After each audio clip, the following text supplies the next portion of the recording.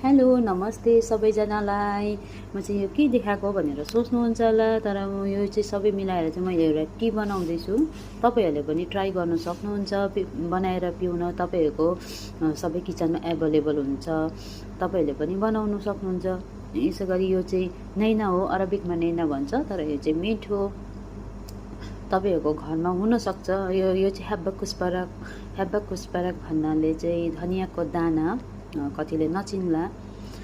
यो चाहिँ कुर्कुम भन्नाले चाहिँ बेसार, चाहिँ वराको अगदर भनेको चाहिँ तेजपत्ता हो, कतिले नचिन्ला। चाहिँ लेमन, ग्रिन टी।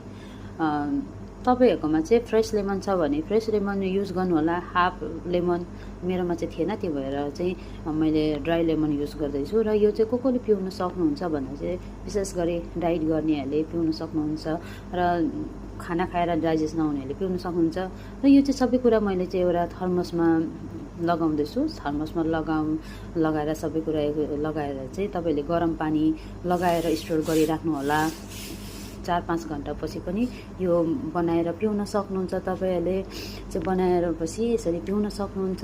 चाहिँ बनाएर कम्तीको पनि 10 मिनट 15 मिनट पछाडि पिउनु होला, यसरी माथि आउँदैन।